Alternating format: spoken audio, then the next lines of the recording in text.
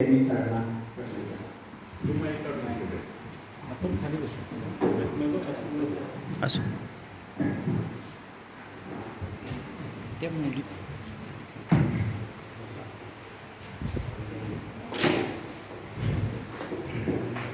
नमस्कार सर, मी प्रियांका कांबळे प्रश्न विचारू इच्छिते की सर तुमचे मूळ गाव कोणते आणि बालपण कसं आहे? माझं मूळ गाव इथलंच आहे म्हणजे प्रॉपर मी मौजे सांगतो म्हणजे जन्मस्थान वगैरे हे सगळं तिथं आहे. पण आई वडील सगळं इथं बिद्रीवरती असल्यामुळं लहानपण माझं सगळं पूर्ण इथंच गेलं म्हणजे मी तिकडे कधी नसतोय तिकडंच पूर्ण म्हणजे मूळ गाव बिद्रीच आहे. नमस्कार सर, मी प्रियांका पाटील. मी तुम्हाला प्रश्न विचारू इच्छिते की सर शैक्षणिक प्रवासाबद्दल तुम्ही थोडीशी माहिती द्याल का? नगर तर आम्ही दिला आहे तरी पण सांगतो. माझं 10वीपर्यंतचं शिक्षण जे आहे ते आपल्या दूधसागर विद्यानिकेतन डिग्री याच्यावरती झालं. 11वी-12वी पण ज्युनियर कॉलेज आपलं जे आहे तिथं 11वी-12वी सायन्समध्ये 2018 साली माझं कम्प्लीट झालं. त्यानंतर CETच्या मार्क्सवरती मी KIT कॉलेज ऑफ इंजिनिअरिंग इथं मी BTech इन मेकॅनिकल इंजिनिअरिंगला ॲडमिशन घेतलं. तिथं 4 वर्षाचा तो कोर्स केला. त्याच्यानंतर हैदराबाद इथं गेट म्हणजे ती गेट ही एक्झाम अशी एक्झाम आहे की ती महाराष्ट्र राज्यातील आपल्या देशातील 8 नंबरची टफेस्ट एक्झाम. 1 नंबरची टफेस्ट एक्झाम कुठली तर UPSC. तर देशातले 8 नंबरची टफेस्ट एक्झाम जी आहे ती गेट आहे. म्हणजे बऱ्याच 2 लाख मुलं असतात त्यातल्या 1.5 लाख मुलांना निगेटिव्हमध्ये मार्क असतात. 1/3 मार्क त्याचे निगेटिव्ह असतात. तुमचा एक प्रश्न चुकला तर तुमचे 1/3 मार्क निगेटिव्ह जातात. त्यामुळे मॅक्झिमम मुलांना मार्क निगेटिव्हमध्ये जातात. आणि त्याचे क्वालिफिकेशन जे असतं म्हणजे पास ते 30 मार्काला 100 पैकी 30 मार्काला होत असतो. तर मला 48 मार्क पडले होते आणि त्या मार्कच्या बेसिसवर मला MTech in manufacturing engineering doctor पाटू युनिव्हर्सिटी जी आहे लोणेरेमध्ये रायगड जिल्ह्यात म्हणजे मी आता जिथं जॉब करतोय त्याच जिल्ह्यामध्ये ती इन्स्टिट्यूट आहे आणि तिथं मला MTechला ॲडमिशन मिळालं. तिथं तो MTechचा 2 वर्षाचा कोर्स मी केला मॅन्युफॅक्चरिंग इंजिनिअरिंग होतं. मग तिथं फर्स्ट इयर तुमचं अकॅडमिक असतं आणि सेकंड इयर प्रोजेक्ट असतो. तर तो प्रोजेक्ट जो आहे तो मी महिंद्रा अँड महिंद्रा पुणे इथं तो प्रोजेक्ट माझा केला. त्याच्यानंतर मला आपल्या ज्या प्रायव्हेट कंपनीज असतात तिथं चांगले ऑफर पण आले होते. कॅनडामध्ये पण मला ऑफर आली होती. पण असं ठरवलेलं की MTech झाल्यानंतर थोडं मला शासकीय आता माझे मामा मंत्रालयात आपल्याच हायर टेक्निकलला अंडर सेक्रेटरी म्हणून आहे अवर सचिव. तर त्यांच्यामुळं मला असं वाटत होतं की काहीतरी शासकीय ह्याच्यात जाऊन म्हणून मी त्यावेळी अभ्यास केला त्याच्यावर. पण अभ्यासाबरोबर काय केलं की लेक्चरशिपला अभ्यासाला वेळ मिळतो बराच म्हणून मी DY Patil college of engineering and technology Kasaba बोर्डामध्ये लेक्चरशिप चालू केली. त्याच्यानंतर मग एक्झाम दिली आणि मग सिलेक्शन झालं. बऱ्याच वेळा म्हणजे माझ्या ह्याला एक्झामला थोडीशी माझा अनलक होतं. 1-2 एक्झाम माझ्या अजूनही पेंडिंग आहे. त्या सुपर क्लास आहे म्हणजे गॅजेटेड पोस्ट जे आपण म्हणतो राष्ट्रपती आपल्या हायर अँड टेक्निकल एज्युकेशनमध्येच सहाय्यक सचिव म्हणून पोस्ट आहे ती क्लास 1मध्ये येते. आता माझी पोस्ट जी आहे ती क्लास 2मध्ये आहे पण ती क्लास 1मध्ये आहे. त्याचा निकाल अजून पेंडिंग आहे.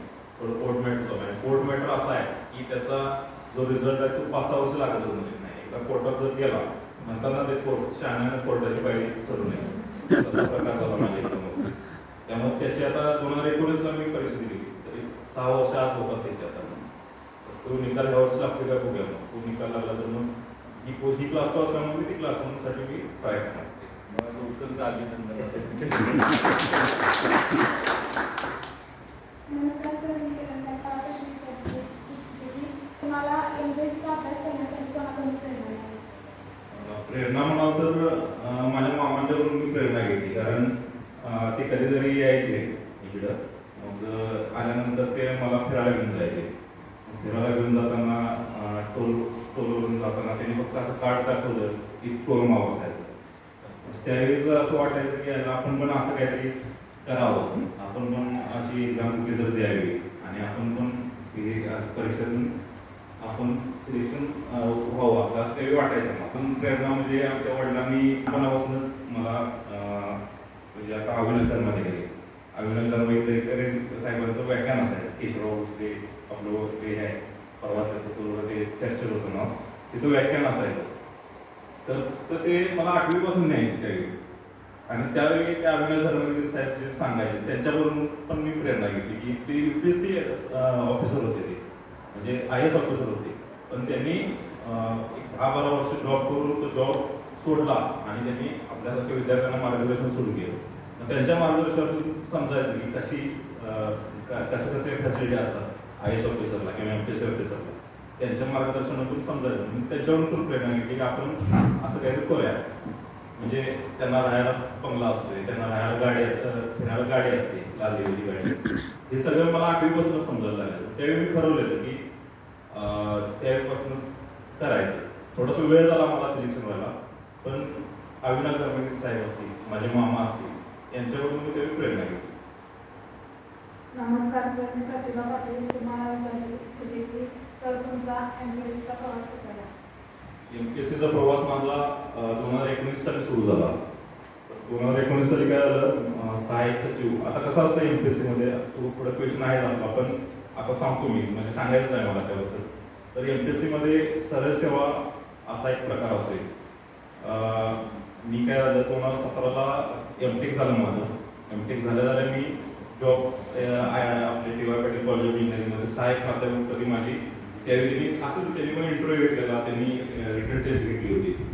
ते पण आता प्रायव्हेटमध्ये पण सिलेक्शन होणं एवढं सोपं राहिलं नाही, कारण कॉम्पिटिशन खूप वाढले.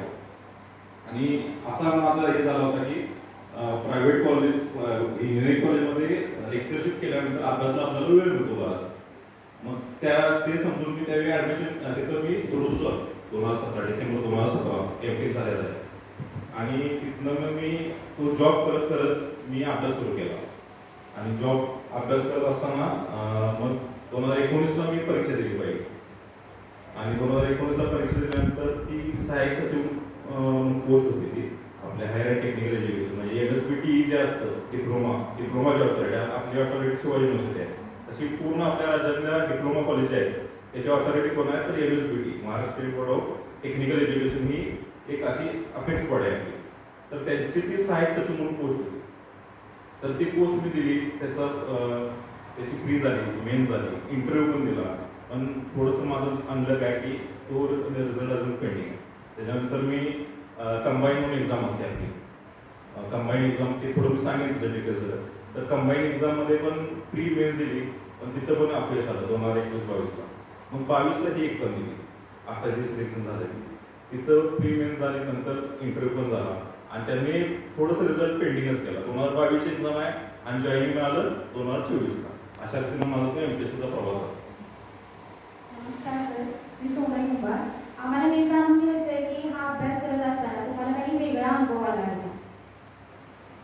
वेगळा अनुभव म्हणजे कसं असतं, आता आपण MPSCचा अभ्यास करताना आपल्याला टोटल 7 विषय आहेत. इकॉनॉमिक्स, पॉलिटिकल सायन्स, नंतर सायन्स म्हणजे आपलं जनरल सायन्स, नंतर कोणते तुम्हाला माहीत असेल ॲप्टिट्यूड असतं, इंग्लिश मराठी पण असतं, तो एक ऑप्शनल असतो सब्जेक्ट, तो मेन्सला असतो. परत तुमचं पॉलिटिकल सायन्स झालं, नंतर आधुनिक भारताचा इतिहास म्हणून तो सब्जेक्ट असतो, नंतर भूगोल असतो. असे टोटल 7 विषय असतात. 7 विषयांचा अभ्यास करत असताना आपल्याला सार्वजनिक जीवनात जगताना त्याचा खूप सारा फायदा होत असतो. आता आपण इन्फ्लेशन, बेरोजगारी हे जे आता जे फेस करतोय सध्याच्या घडीला, ओके, तर ती कशामुळे होत्या, मग इन्फ्लेशन वाढल्यानंतर बेरोजगारी कमी होते का वाढत्या, हे आपल्याला त्या अभ्यासातून समजत असतं. समजा तुम्ही असं बाहेर आपली म्हणजे मुलं आपले बसलेले असतात रस्त्यामध्ये वगैरे, बोलत वगैरे बसतात, एखादा पोलीस आला म्हणतात काय करावं जायचं त्याच्यावर होते, तर कलम 19 राज्यघटना पॉलिटिकल सायन्स आपल्याला सार्वजनिक जीवनात मुक्त हे आपल्या राज्यामध्ये मुक्त संचार करण्याचा अधिकार आहे. तर तो आपण त्यांना ते कलम आपण त्यांना सांगू, त्या पोलिसांना आपण शांत करू.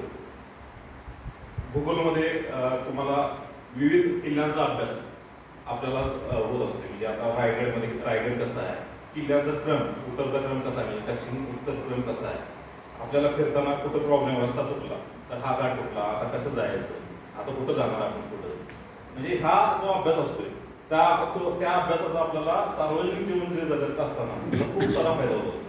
जनरल सायन्स आहे, कोरोना हा कसा विषाणूजन्य रोग आहे की जीवाणूजन्य रोग आहे हे आपल्याला समजत असते. त्याचे व्हॅक्सिनचे टाईप कोणते कोणते, तो कोरोना कशामुळे होतोय, त्याचे साईड इफेक्ट्स काय काय आहेत, हे सगळं जनरल सायन्सच्या अभ्यासामधून आपल्याला समजत असतं.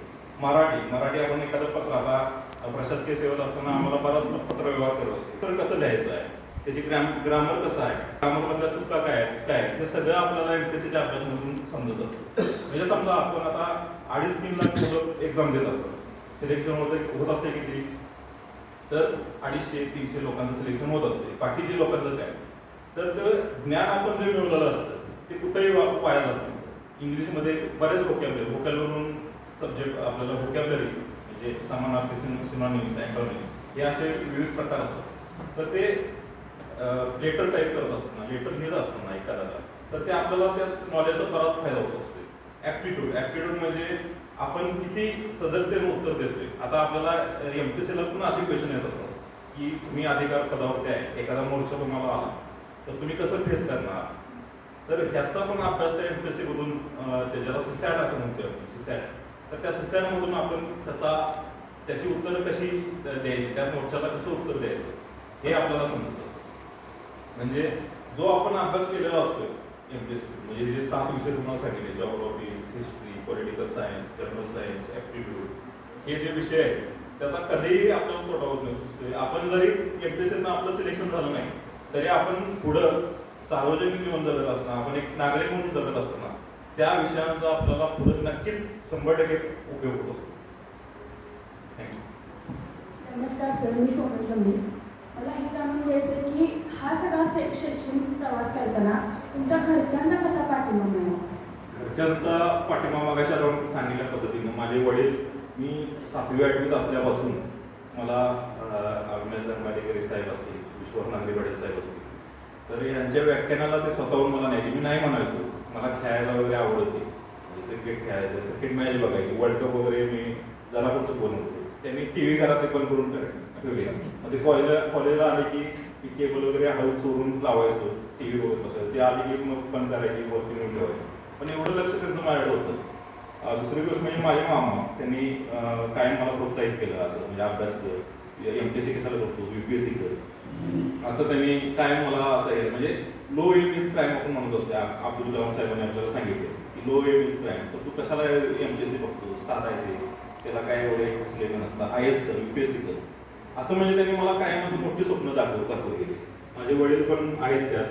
माझी सगळ्यात म्हणजे महत्त्वाचं म्हणजे माझी वाईफ, माझं 2021 साली लग्न झाले, तर ती आता इथं आपल्याच कॉलेजमध्ये, तर तिनं 2021 साली लग्न झाल्यावर 2022ला सिलेक्शन होतच नव्हतं. 3 वर्ष माझी अशीच गेली की प्री मेन्स द्यायचो, मेन्समध्ये नापास व्हायचो, असं माझं झालं. पण तिनं सांगितलं की ठामपणे सांगितलं की तुम्ही जॉबला जाताय तर वेळ मिळत नाही तुम्हाला, त्यामुळे तुम्ही काय करा, तो जॉब सोडा.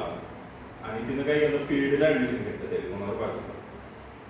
तर तिनं ॲडमिशन घेतल्यानंतर मग आपली सारखी स्कॉलरशिप मिळेल असा आमचा हे होता, लगेच मिळेल म्हणून मी तो जॉब रिझाईन केला. जॉब रिझाईन केल्यानंतर मग तिनं पूर्ण मला सपोर्ट केला. माझी आई ज्यावेळी वडिलांच्या बरोबर थोडंसं वादावादी व्हायची माझी, कारण ते एकदम स्ट्रिक्ट असायचे. ते मला टीव्ही बघू देत नव्हते, बाहेर 31 डिसेंबर पार्टी वगैरे मुलांवर जायचं ते जाऊ देत नव्हते. पण माझ्या आईनं भावनिक मला म्हणजे सपोर्ट केला की असं देते, मी तुझ्या मागं आहे, तू जा, असं तसं व्हायचं त्यावेळी. अशा आणि माझे मित्र आता विनायक पाटील सर, त्यांचं पण मागच्या वेळी तुमचा इंटरव्ह्यू त्यांनी केला, त्यांनी पण बरंच मला मार्गदर्शन केलं. म्हणजे ते माझ्यापासून 4-5 वर्ष लहान आहे, तरी पण त्यांचं मार्गदर्शन मी ऐकायचो. त्यांना ते सांगतील, ते कसं सांगतील त्याचं मी नॉलेज घ्यायचो. नमस्कार सर, मी कोमल कुंभार. सर, माझा प्रश्न असा आहे की हा अभ्यास करत असताना तुम्हाला कोणी कोणी आणि कशी आता बरंच सांगितलंय. सगळ्यात अभ्यास करत असताना मला माझ्या मित्रांची मदत बऱ्याच प्रमाणात झाली. म्हणजे कसं असतं, आपण 3 इडियट्स बघितला की 3 इडियट्समध्ये काय डायलॉग आहे की दोस्त जब फेल होता है तो दुख होता है, लेकिन दोस्त अगर फर्स्ट आता है तो सबसे ज़्यादा दुख होता है. तर असे आपले मित्र असू नये. मित्र कसे असावेत, तर आपल्या ज्या चुका होत असतात त्या चुका समजावून सांगून त्या चुका आपल्याकडून दुरुस्त करून घेणारे मित्र असावेत. एखादी वाईट गोष्ट करण्यास परावृत्त करणारे मित्र कधीच असतो. तर असे मला मित्र मिळाले. विनायक पाटील सर असतील, ते विश्वजित पाटील म्हणून माझा श्रेष्ठ एक्सपेक्ट मित्र आहे. विश्वनाथ फराटे, तो जर्मनीला आता माझं तो पण माझा मित्र, त्यानं पण चांगला गायडन्स केला की UPSC विनायक सरांनी सांगितलं की विनायक सरांनी माझं काय व्हायचं की मी आपली पारंपरिक अभ्यास पद्धती वापरायचो. म्हणजे पुस्तक वाचायचो, पुस्तक वाचून मग आपले क्वेश्चन पेपर बघायचो. मग ते पुस्तक वाचताना मला वेळ पडत नव्हता. पण विनायक पाटील सरांनी काय सांगितलं की पहिल्यांदा क्वेश्चन सोडा आणि मग पुस्तक वाचा. त्याचा सल्ला तो सल्ला मला बराच उपयोगी पडला. वडिलांनी इंग्लिशचे प्राध्यापक असल्यामुळे, इंग्लिशचे असिस्टंट लेक्चरर असल्यामुळे त्यांनी पण थोडं चांगलं मला गायडन्स केला इंग्लिशचा. तो इंग्लिश आपलं चांगलं असणं हे महत्त्वाचं असतं. आणि माझ्या आईनं म्हणजे ते 7वीचा अभ्यास वगैरे करत असताना कसं असतं, याचा बेस सगळा हा 7वी स्कॉलरशिप आणि 4थी स्कॉलरशिप हा आहे. त्यामुळे ते माझ्या आईनं 4थी स्कॉलरशिप आणि 7वी स्कॉलरशिपचा बेस जो आहे तो माझा चांगला केला होता. 1ली ते 7वी मी केंद्रशाळा बिद्री येलो होतो. तर केंद्रशाळा बिद्रीमध्ये असताना माझ्या शालन फराटे, विश्वनाथ फराटेंच्या आई आपल्या कॉलेजच राहत होत्या त्या. तर त्यांनी 4थी आणि 7वी स्कॉलरशिप एवढी भारी तयारी करून घेतली. मी त्यांच्याच घरी राहायला असायचो, पूर्ण वेळ त्यांच्याच घरी राहायला असायचो. तर त्यांनी 4थी स्कॉलरशिप माझ्या ते समानार्थी मला 1लीला असताना तिथपर्यंत पाठ होते. 1लीला असताना त्याच आमच्या वर्ग शिक्षिका होत्या. तर ते 1ली ते 7वी त्याच होत्या ना. त्यांनी ते पाडे माझ्या 1लीला असताना पाठ करून घेतले होते. आणि त्यांनी मला त्यावेळी 60 रुपयाचं घड्याळ सोनाराचं त्यावेळी मला 1लीला पाडे पाठ केल्यापासून गिफ्ट दिलं होतं. तर त्यांचा एक म्हणजे त्यांनी माझा बेस सगळा घातलेला आहे शालन फराटे मॅडमनी. तर त्यांचं योगदान खूप मोठं आहे. माझ्या मित्रांचं, माझ्या वर्ग शिक्षकांचं. इथे करवळ सर म्हणून होते सायन्सला, त्यांनी पण खूप चांगलं मला मार्गदर्शन केलं होतं. 11वी-12वीला म्हातोडे सर म्हणून आहे, म्हातोडे सरांनी पण चांगलं मार्गदर्शन केलं होतं. आपले प्राचार्य सरांचं कायम वडील सांगायचे त्याच्यावर त्यांच्यावर मराठीचं मार्गदर्शन घ्या. मराठीमध्ये सरांनी PhD केली, त्यांचं पण मार्गदर्शन होतं. प्राचार्य सरांचं पण एक माझ्याकडे हे होता की आदर्श. प्राचार्य सर पण माझ्यासमोर एक आदर्श होते. त्यांचा पण खूप उपयोग होता. सत्यजित वयाच्या 27व्या वर्षी PhD करणं नॉट जोक. म्हणजे 27व्या वर्षी PhD होणं आणि ते पण फिजिक्स. आपण आता 11वी-12वीला फिजिक्स किती सब्जेक्ट बघतो. तर सत्यजित सारख्या मुलांचा आदर्श माझ्यासमोर होता. तर असे सगळे आदर्श माझ्यासमोर होते आणि त्यांचा फायदा मला झाला. थँक्यू. नमस्कार सर, मी रुणाली चव्हाण. मी तुम्हाला प्रश्न विचारू इच्छिते की सर तुम्ही पुढील पिढीसाठी कोणते मार्गदर्शन कराल? पुढील पिढीसाठी म्हणजे MPSC पर्स्पेक्टिव्ह कसं आहे, MPSC point of view, MPSC point of view. हां, तर MPSC पॉईंट ऑफ व्ह्यू आपण जर बघितलं तर MPSC मध्ये कसं आहे, क्लास 1, क्लास 2, क्लास 3 असे विभाग आहेत. तर क्लास 1 साठी राज्यसेवा म्हणून एक एक्झाम आहे, स्टेट सर्व्हिस. स्टेट सर्व्हिसमध्ये कसं असतं, स्टेट सर्व्हिसमध्ये एक नंबर डेप्युटी कलेक्टर, नंतर तहसीलदार, नंतर DYSP, नंतर तहसीलदार, नंतर नायब तहसीलदार, अशी ती हायरार्की आहे. तर ती राज्यसेवा एक्झाम कंडक्ट करत असते. तर त्याला कसं असतं, प्री असते. प्रीमध्ये तुमच्या आता काही मगाशी 7 सब्जेक्ट मी सांगितले, ते 7 सब्जेक्ट असतात. नंतर त्याची मेन्स असते. मेन्सला थोडंसं ह्युमन रिसोर्स डेव्हलपमेंट, परत तुमचं शिक्षणशास्त्र हा थोडा पार्ट असतो राज्यसेवेचा. तर ते प्री, मेन्स आणि नंतर त्याचा इंटरव्ह्यू असा एक पार्ट आहे राज्यसेवेचा. आणि राज्यसेवेत थोडीशी टफेस्ट असते. म्हणजे UPSC नंतर राज्यसेवा टफ आहे असं म्हणतात. आणि राज्यसेवेचं सिलेक्शन होणं थोडंसं टफ असतं. आणि त्याला कसं असतं, आता 2025 मध्ये असा बदल केला आहे की डिस्क्रिप्टिव्ह, तुम्ही जे BA करत असताना, BSc करत असताना पेपर लिहित असताय, तर ते पूर्ण आता डिस्क्रिप्टिव्ह पॅटर्न आलेला आहे. आपल्याला 32 पानाचे क्वेश्चन पेपर देतात आणि तो 32 पानाचा क्वेश्चन तो आपण जसे BScचे उत्तरं लिहितोय, आता BScचे उत्तरं कसं आपण ते बघत असतो, कसे लिहावे, काय लिहावे, आपण जे पाठ केलेलं असते ते लिहित असतो. पण इथं कसं आहे, तुम्ही तुमचं नॉलेज किती, तुम्ही अंडरस्टँडिंग केले तर त्यावरती ते, आता तुम्हाला ब्लूम्स टॅक्सॉनॉमी एक माहीत असेल, शिक्षण सरांना माहीत असेल, ब्लूम्स टॅक्सॉनॉमी. तर त्याचे एक 7 लेवल आहेत. तर रिमेंबर, अंडरस्टँड, अप्लाय, इव्हॅल्युएट, नंतर क्रिएट, अशा 6-7 लेवल आहेत त्याच्यात. आणि एमपीएससी मध्ये कसं आहे, पहिल्या 2 लेवल जरी आपल्याला जमल्या, तुम्ही बीएससी एमएससी ला गेला, एमएससी ला 7 लेवल मध्ये तुम्हाला म्हणजे प्रोजेक्ट एखादा करावा लागतो 7व्या लेवलवर. तर प्रोजेक्ट मध्ये काय क्रिएट लेवल झाली. पण एमपीएससी मध्ये कसं आहे, पहिल्या 2 लेवल तुम्हाला जमल्या, कुठल्या नोव्हेंबर आणि ऑगस्ट, त्या 2 लेवल जरी जमल्या तरी तुम्ही याला क्लिअर होऊ शकता. तर ही राज्यसेवा. नंतर कंबाईन नावाचा एक प्रकार असतो, त्यामध्ये 3 पोस्ट असतात, पीएसआय, एसटीआय, एएसओ आणि आता सब रजिस्टर म्हणजे दुय्यम निबंधक. ही एक पोस्ट त्याला ऍड झाली. अशा 4 पोस्ट आहेत. कोट्यामध्ये आता पीएसआय, एसटीआय, एएसओ. तर त्याला प्री मेन्स, त्याला इंटरव्ह्यू नावाचा प्रकार नसतो. आणि तिसरी एक्झाम ती दुय्यम हे क्लास 2 क्लास 3 मध्ये येते. तर क्लास 3 मध्ये कुठली तर क्लर्क वगैरे एक्झाम आहे, उद्योग निरीक्षक नावाची एक्झाम आहे. तर अशा 3 एक्झाम त्या कंबाईनची ती क्लास 3 एक्झाम झाली. असे एमपीएससी मध्ये 3 प्रकार झाले. कुठले तर राज्यसेवा, कंबाईन आणि क्लास 3. आणि अजून एक प्रकार जी मी पाजवलोय तर एमपीएससी सरळ सेवा. सरळ सेवेला कसं असतं, एखाद्या विशिष्ट घटकातील एक्सपिरियन्स त्यांना ग्राह्य धरला जातो आणि तो एक्सपिरियन्स काउंट होऊन तुम्ही कॉम्पिटिशन कमी करून घेऊ शकता. आता समजा तुम्ही बीएससी झाला, बीए झाला किंवा एमए झाला, एमए एमएससी झाला आणि तुम्ही एखादी लेक्चरशिप केली, 3 वर्षाचा 5 वर्षाचा एक्सपिरियन्स घेतला आणि त्याच्यानंतर एखादी ऍडव्हर्टाईज आली, तर ऍडव्हर्टाईज कशी येते की असं एमपीएससी सरळ सेवा असं येते. आणि त्यामध्ये काय येतं की पोजेस एमएससी इन फिजिक्स, पोजेस एमए इन पॉलिटिकल सायन्स आणि तुम्हाला या क्षेत्रात 5 वर्षाचा किंवा 3 वर्षाचा एक्सपिरियन्स असावा. त्यामुळे काय होतंय, तुमचा एक्सपिरियन्स असल्यामुळे तुमची कॉम्पिटिशन जी असते ती कमी होते. आता आमच्या एक्झामला फक्त 66,000 मुलं होती. जनरल एमपीएससीला 2.5 लाख 3 लाख मुलं असतात, पण आमच्या एक्झामला किती होती 66. कारण आमच्या एक्झामला 3 वर्षाचा एक्सपिरियन्स क्रायटेरिया होता. माझा 5 वर्षाचा एक्सपिरियन्स असल्यामुळं मी त्याला इलिजिबल ठरलो आणि मी अप्लाय केलं. आणि यामध्ये कसं आहे की याला प्री मेन्स इंटरव्ह्यू असा जो प्रकार आहे कुठल्या एमपीएससी स्टेट सर्व्हिसला, तसा आम्हाला तो प्रकार नाही. आम्हाला कसं डायरेक्ट 66,000 मुलं असल्यामुळे कॉम्पिटिशन लिमिटेड झाली. 66,000 मध्ये पण 50,000 इलिजिबल होतं.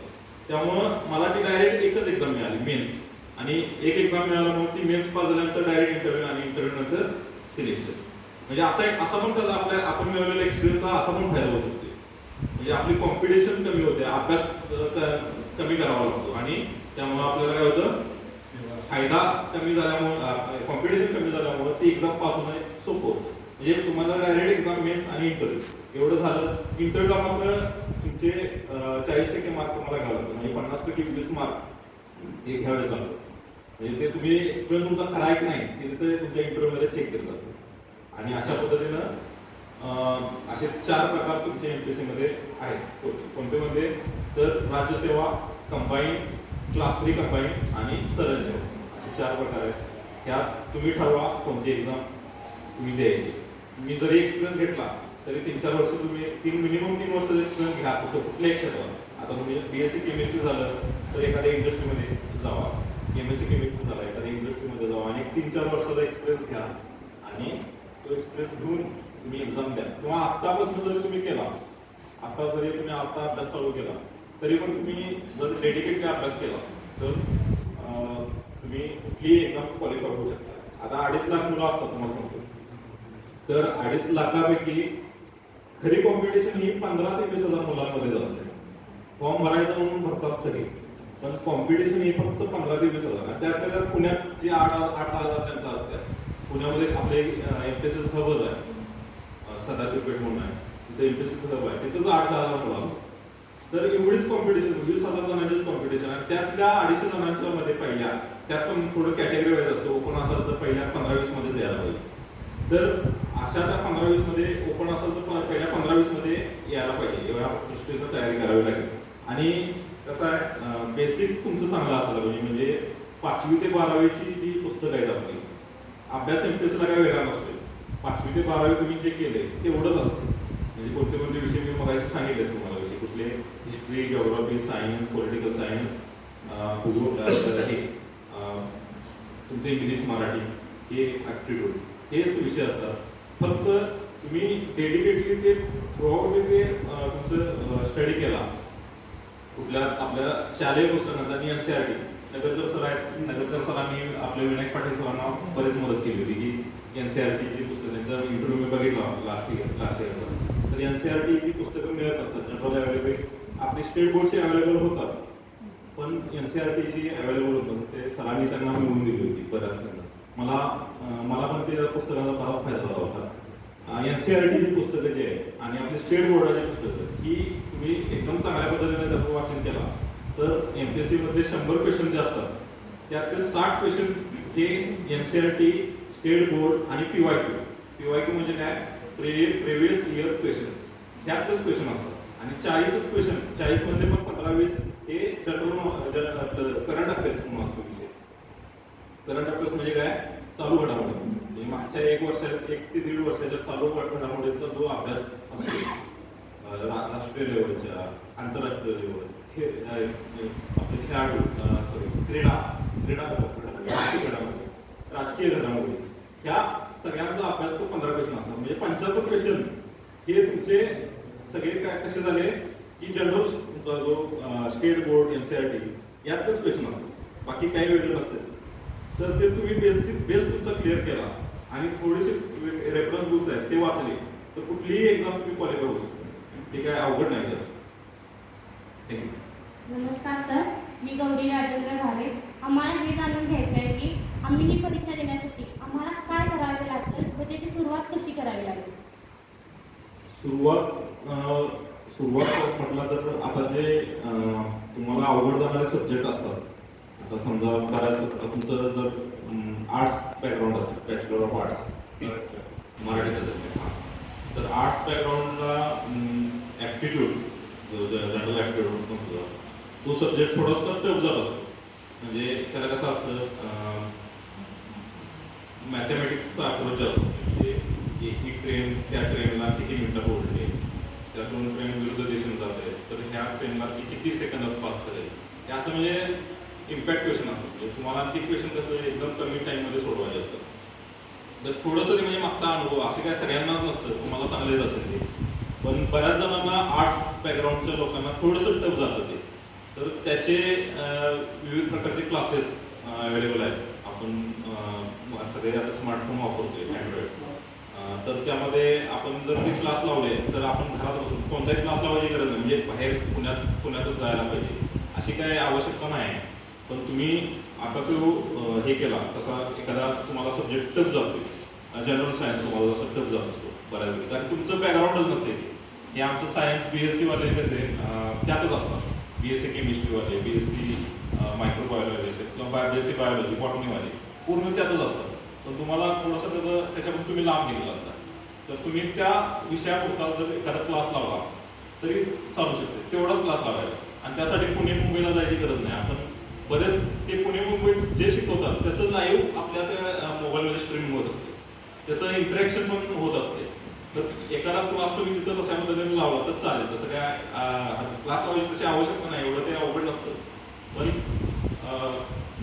प्रिव्हियस इयर क्वेश्चन्स ह्याला धरून तुम्ही जर अभ्यास केला, रिव्हर्स इंजिनिअरिंग तुम्हाला माहिती आहे, रिव्हर्स इंजिनिअरिंग म्हणजे कसं उलटं यायचं. आपण जनरली कसं करत असतो की पहिल्यांदा पुस्तक वाचल्यानंतर मग PYQचा अभ्यास करायचा. तर तसं करायचं नाही. पहिल्यांदा काय करायचं, PYQ अभ्यास करायचा, प्रिव्हियस इयर क्वेश्चन पहिल्यांदा बघायचे. असे 21,000चा एक संचय मिळते बघा लोकसेवा पब्लिकेशन, 21,000 क्वेश्चन, म्हणजे 21,000 क्वेश्चन्स कधीपासून 1983 पासून आजपर्यंत 2025 पर्यंत जे MPSCला क्वेश्चन आले त्याचा एक 21,000 क्वेश्चन सेट आहे लोकसेवा पब्लिकेशनचा. तो पहिल्यांदा सोडवायचा. आता समजा तुम्ही कुठला चॅप्टर वाचायला आहे तर राष्ट्रपती हा चॅप्टर पॉलिटिकल सायन्सला आहे आपल्याला, तर राष्ट्रपती टॉपिक तुम्ही वाचायला आला तर काय करायचं, राष्ट्रपतीचे 1983 पासून आजपर्यंतचे क्वेश्चन सगळे बघून घ्यायचे. त्यामुळे काय होतंय, तुम्हाला समजते की कुठल्या ह्याच्यावर राष्ट्रपतीची त्याचे आर्थिक अधिकार, राष्ट्रपतीचे आर्थिक अधिकार याच्यावर काय क्वेश्चन आले, या कशावरती आपल्याला फोकस करायला पाहिजे हे तुम्हाला त्या PYQ वरून समजतं. आणि तुम्ही ज्यावेळी PYQ करून अभ्यास करायला जाणार त्यावेळी तुम्हाला समजणार की बाबा हा क्वेश्चन मागच्या वेळी खूप जास्त याला विचारले, ह्या घटकावरती 5 ते 6 क्वेश्चन मागच्या वेळी विचारले. म्हणजे 1983 पासून 2025 पर्यंत 7 ते 8 वेळा ह्या टॉपिकवरती आपल्याला विचारले गेले. तर ह्या टॉपिकला आपण चांगल्या पद्धतीने करायला पाहिजे. अशा अप्रोच करून तुम्ही अभ्यास जर केला तर त्याचा खूप मोठा फायदा तुम्हाला होऊ शकतो. त्यामुळं PYQ प्लस तुमचं जनरल अभ्यास असं करा. रिव्हर्स इंजिनिअरिंग वापरा. आधी अभ्यास PYQ असं कधीच करू नका.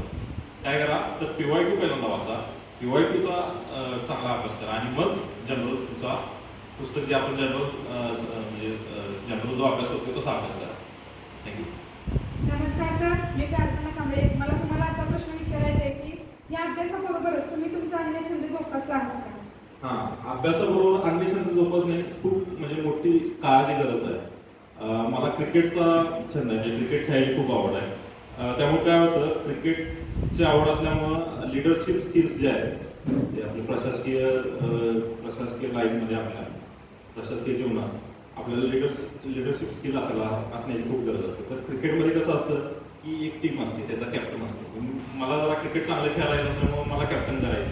त्यामध्ये लिडरशिप स्किल, रणनीती आखणे. मग आता कॅप्टनशिप मिळाल्यामुळे काय व्हायचं, मी आता KIT कॅप्टनच होतो क्रिकेट टीमचा. तर रणनीती कशी आखायची, कसं मेंटली स्टेबल राहायचं, तिकडून स्लेजिंग वगैरे व्हायचं पुढच्या खेळाडूंच्याकडे. सिनियर लोकांच्याकडे थोडं रॅगिंग त्यावेळी आमच्या गावात होतं. मग ते रॅगिंग वगैरे करायचे आमचे, म्हणजे क्रिकेट खेळताना याला काय ते खेळायला असं तसं. तर त्यावेळी मेंटली आपण कसं स्टेबल राहायचं. आता ही एक्झाम आपण झालो तर पुढची एक्झामला कसं सामोरं जायचं, ही लिडरशिप स्किल ते मेंटल स्टेबिलिटी ते मला क्रिकेट करून मिळाली. लिडरशिप स्किल त्यावेळी मला क्रिकेटमधून मिळालं. तसं मला वाचनाला वगैरे आवड होती. मग आपण कसं फेस करायचं लोकांना. आता MPSC मध्ये तुम्हाला मगाशी सांगितलं की CSAT क्वेश्चन असतात की एखादा मोर्चा आला तर त्या मोर्चाला कसं सामोरं जायचं. तर हे आपण वाचनाची आवड असल्यामुळे त्या वाचनातून आपल्याला समजून जातं की काय उत्तर द्यायचं, काय उत्तर द्यायचं, हे आपल्याला त्यातून समजून जातं. त्यामुळे ह्या आपल्या छंदांचा असा एक फायदा आपल्याला एक्झाममध्ये पण होऊ शकतो. आणि एखादा छंद जोपासला आपण लहानपणी समजा, आणि छंद जोपासून आपण काय केलं, राष्ट्रीय लेवलला आपण गेलो. राष्ट्रीय लेवलला जाऊन आपण एखादं सर्टिफिकेट मिळवलं नॅशनल लेवलचं.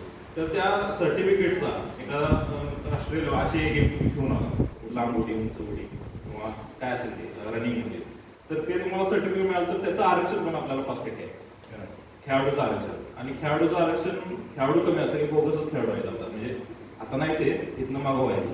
पण तुम्ही जर जेन्युइन असाल तर त्या सर्टिफिकेटचा तुम्हाला तिथं फायदा होतोय आणि त्याचं मेरिट खूप कमी लागतं. आता PSIचं मेरिट सांगतो, PSIला ओपनचं मेरिट हे 51-52 लागतं 100 पैकी.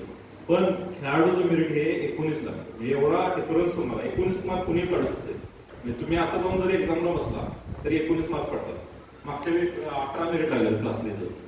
एवढं मेरिट खाली आलं होतं की खेळाडूचं सर्टिफिकेट तुम्ही समजा छंदातून तुम्ही एखादं प्रावीण्य मिळवलं खेळ आणि त्यातलं तुम्हाला एक नॅशनल लेवलचं सर्टिफिकेट मिळालं, इंटरनॅशनलचं मिळालं, तर तुम्ही डायरेक्ट क्लास 1 समजा ऑलिम्पिक घेऊन आला तर तुम्ही नॉमिनेट होऊन, आता भाई सरनोबत मॅडम आहेत डेप्युटी कलेक्टर, सुहास खामकर पण तहसीलदार म्हणून त्याचे डायरेक्ट निवड, कारण ते ऑलिम्पिक घेऊन आले. स्वप्नील गोसाई सरांना रेल्वेमध्ये प्रमोशन दिलं. तर असं तुम्हाला असं त्या छंदाचा असाही फायदा इनडायरेक्टली होऊ शकतो. म्हणून एखादा छंद तुम्ही जोपासा, एक व्यायाम करा, म्हणजे ते कुठलं तरी संप्रेरक आहे आपल्या विज्ञानमध्ये आहे, तर ते डेव्हलप होतं. आणि त्याचा सकाळी उठून तुम्ही व्यायाम केला, एखादा खेळ तुम्ही खेळला, तर त्या संप्रेरकात जनरेट झाल्यामुळे त्याचा अभ्यासावरती परिणाम होतो, अभ्यास अधिक चांगल्या रीतीने होतो. अशा पद्धतीनं तुम्ही छंद एखादा जोपासलाच पाहिजे 100%. धन्यवाद सर. या सगळ्या विद्यार्थ्यांनी जे प्रश्न विचारले त्याच्या अनुषंगानं माझ्या मनात एक प्रश्न निर्माण झालेला आहे की सर, आम्ही MPSC, आमचे विद्यार्थी MPSC करतात आणि बऱ्याच वेळा यश मिळत नाही. अशा वेळी प्लॅन B म्हणून काही असणं गरजेचं आहे का, हा एक प्रश्न आहे. आणि त्याला जोडून एक असा मला प्रश्न विचारायचा आहे की एखादा जॉब करत असताना MPSC UPSCचा अभ्यास करता येतो का? या दोन्ही प्रश्नांचं आम्हाला एकत्रित उत्तर दिलं तर बरं होईल सर. प्लॅन B असणं गरजेचं आहे. कारण प्लॅन B म्हणजे काय, प्लॅन A म्हणजे तुमचा MPSCच असायला पाहिजे, आणि प्लॅन B म्हणजे माझं सिलेक्शन झालंच नाही कारण 2.5 लाखातले 250च घेणार आहे. त्यामुळं आता तलाठी एक्झाम झाली होती माझी. तलाठी जसं तुम्ही खाली जाल तसं कॉम्पिटिशन अधिकच वाढत जाते. क्लास 1ला 1.5 लाख 2 लाखच असते, म्हणजे राज्यसेवेला 1.5 लाख 2 लाखच ॲप्लिकेशन असतात.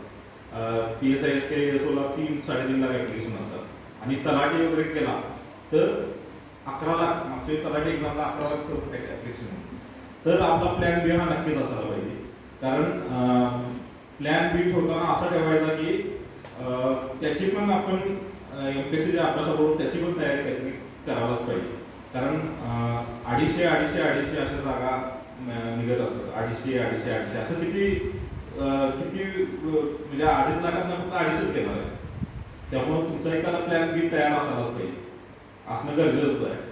आणि तो तयार ठेवायचा, तो तुमच्यावरती डिपेंड आहे काय ठेवायचा. आता मी प्लॅन बी काय ठेवलेला की ह्या अभ्यास करत असताना मी नॉलेज मिळवले तर एखादा क्लास काढायचा, त्या नॉलेजचा उपयोग दुसऱ्या आपल्या चुका झाल्या त्या दुसऱ्यांकडून दुरुस्त करून घ्यायच्या, असा माझा प्लॅन बी तयार ठेवलेला. आणि जॉब करत अभ्यास करणं थोडंसं म्हणजे आता थोडंसं अवघड झालं, कारण नवीन मुलं एवढी शार्प झाले, एवढी ती ग्रास्पिंग त्याची एकदम खूप वाढली आहे. त्यामुळं जॉब पहिलं काय करा, 2 वर्ष ट्राय करा, फुल डेडिकेटली ट्राय करा. 11 तास 12 तास पूर्ण आपल्याला वेळ मिळाला पाहिजे अभ्यासाला. 15-16 तास पूर्ण अभ्यास करा आणि 2 वर्ष जर सिलेक्शन झालं नाही तर मग कुठला तरी जॉब पकडायला, जॉब करून मग तुम्ही अभ्यास करा. असं म्हणजे तो मी मागाशी सांगितल्या पद्धतीने की एक्सपिरियन्स गरजेचा आहे. तर मी एक्सपिरियन्सवरती सिलेक्शन झाले माझं. मी काय असं विनायक पाटील सर किंवा असे ज्यांनी प्री मेन्स इंटरव्ह्यू असा मोठा टप्पा त्यांनी पार केला होता, पण तसं माझं झालं नाही. माझं डायरेक्ट एक एक्झाम आणि इंटरव्ह्यू आणि सिलेक्शन एवढंच माझा टप्पा पार पडला. म्हणजे असं तुमचा तो जॉबचा असा पण तुम्हाला इनडायरेक्टली उपयोग होऊ शकतो. म्हणजे जॉब करत अभ्यास केल्याचा फायदा हा पण होऊ शकतो. ते आता तुमच्यावर डिपेंड आहे. मला तरी जॉब केल्याचा फायदा झालेला आहे. धन्यवाद सर.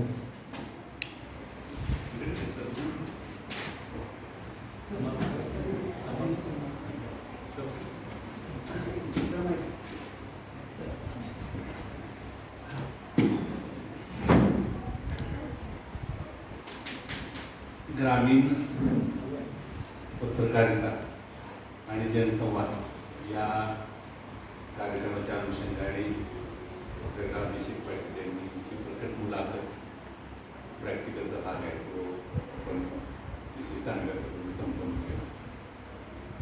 मगाशी आणि मुलींनी प्रश्न विचारले विद्यार्थ्यांनी. आम्हाला सर आनंद असा आहे याच्यासाठी, हे जर छोटा उपक्रम असला तरी प्रॅक्टिकल नॉलेज आहे.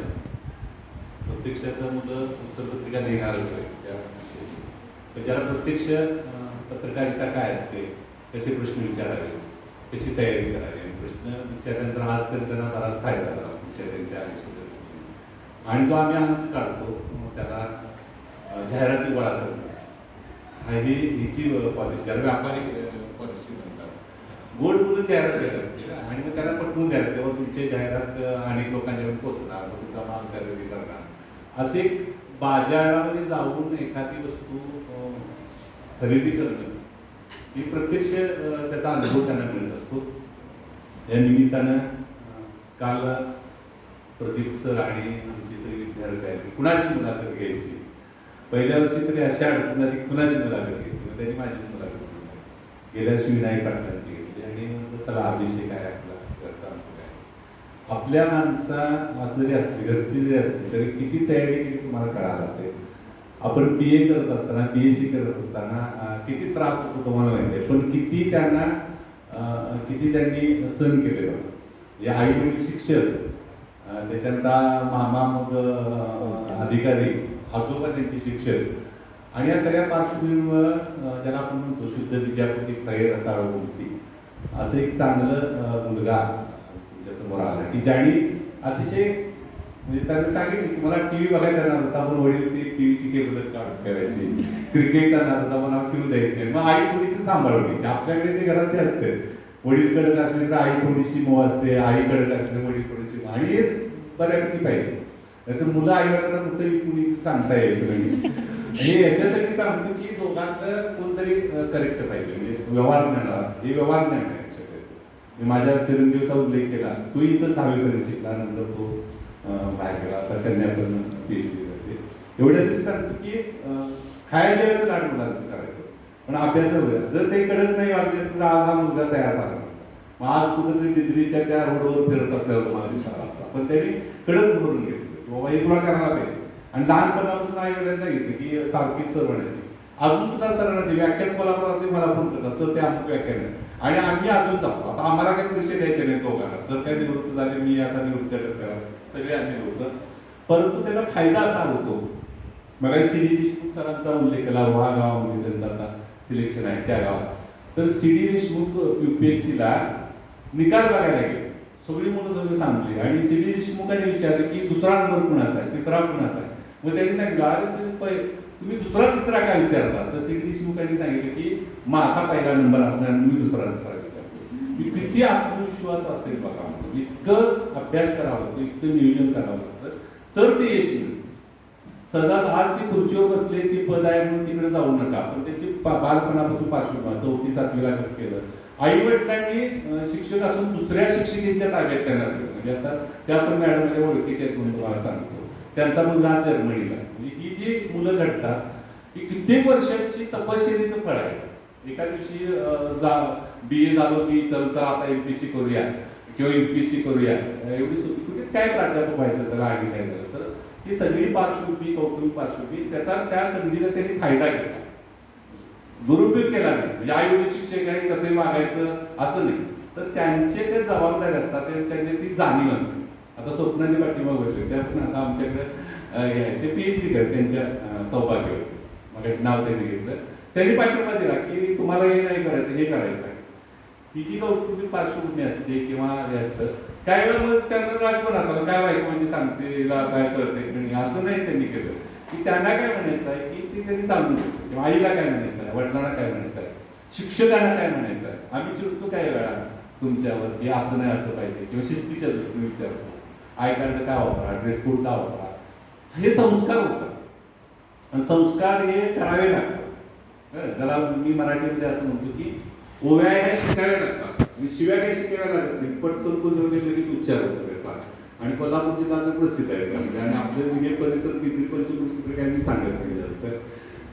हे घडणं आणि बिघडणं या दोन गोष्टी आहेत. तुकाराम महाराजांचं असं आहे, आम्ही बी घडलो तुम्ही बी घडा. आता शब्द जर जोडला पुढं, आम्ही बिघडलो तुम्ही बिघडा, असं सुद्धा म्हणू शकाल.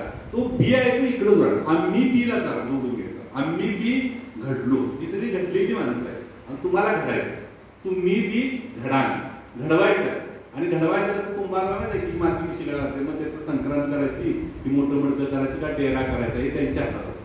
मग त्या पद्धतीने मग ते कच्चं झालं की मग ते पक्क करावं लागतं, त्याला भाजावं लागतं. ही भाजण्याची प्रक्रिया आता तुमची सुरू आहे. आणि म्हणून अशा पद्धतीने ग्रामीण पत्रकारिता गेले 2-3 वर्ष प्रदीप कांबळे सर अतिशय चांगल्या पद्धतीने हा पत्रकारिता कोर्स चालवतात. आणि तुमचं सहकार्य यामध्ये महत्वाचं आहे. विद्यार्थ्यांनी प्रवेश घेणं, आता TA आणि PSC होता होता हा अभ्यासक्रम तुमचा झाला. म्हणजे शिवाजी विद्यापीठाचा मान्यता प्राप्त आपल्याकडे हा कोर्स आहे. या निमित्तानं अभिषेक पाटील आलेकर त्यांचे मी अतिशय मनापासून धन्यवाद देतो. Pradeep Kamble sir, RP Patil sir, आता ही जी वनराई आहे ना, वनराई ही सगळी त्यांचं हे आहे. आणि परवा सर म्हणजे की HR सर म्हणाले असं की सर निवृत्त झाल्यासारखं वाटतच नाही, 40 वयासारखा असा. मी म्हटलं आणखी त्याला 50-60 वर्ष पुढचं मिळेल. कारण जो निसर्गात रमतो, जो निसर्गाच्या जवळ जातो, जो झाडांशी बोलतो, पशुपक्ष्यांशी बोलतो, म्हणजे मानवांशी तर बोलतोच, पण प्राणी मात्रांशी बोलतो, निसर्गाच्या जवळ जो राहतो त्याला आयुष्यमान अतिशय चांगलं. आमचे सहकारी वारकरी सर, ग्रंथपाल नगरकर सर आणि जगन्नाथ कांबळे, आपण सर्व या छोट्या छोट्या उपक्रमातून घडत जातो. आज एक तुम्हाला घरचा आहे म्हणून असं नाही, पण त्यांनी किती कष्ट केली, कशी तयारी केली, कशा परीक्षा द्यायच्या असतात, काय काय अडचणी येतात, ABC प्लॅन कसा असावा. आम्हाला राष्ट्रीय सेवा योजनेच्या अहमदनगरच्या त्या कोर्समध्ये असं सांगितलं की ABC प्लॅन करा. मला UPSC करायचीच आहे, A प्लॅन, B प्लॅन, मग MPSC, मग तिसरा प्लॅन काय, मग आणि काय. पण A प्लॅन करून BC असावा. समजा 5 लाख 10 लाख पुढे बसत असतील आणि जर मी यशस्वी झालो नाही तर मी निराश नाही व्हायचं, मग B प्लॅन पकडायचा, मग C प्लॅन पकडायचा आणि नोकरी करत करत परत A प्लॅनसाठी जटायचं. ही जी प्रमुख भूमिका त्यांच्या मुलाखतीतून प्रकट गुलाबी सांगितली, हे आम्हाला सुद्धा हे असं ऐकायला आवडतं. मी तुम्हाला सांगतो, आम्ही अजून वाचन करतो, अजून ऐकतो, अजून लोकांच्या तर होतो, म्हणून आमच्या प्रकृती चांगली आहे. संदर्भ याच्यासाठी द्यायला लागलोय की आम्ही चांगल्या माणसांच्या सहवासात राहतो.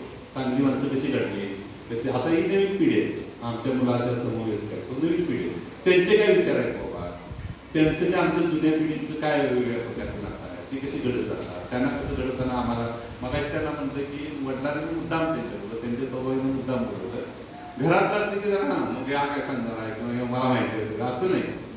तो कसा घडला, तू काय बोलतोय, आई वडिलांना कधी समाधान असते किंवा आपली मुलं उपेक्षित उंचीवर गेल्यानंतर शिक्षकांना कसं आनंद मिळतो, आपली मुलं विद्यार्थी चमकल्यानंतर, आमचा तोच उद्देश असतो.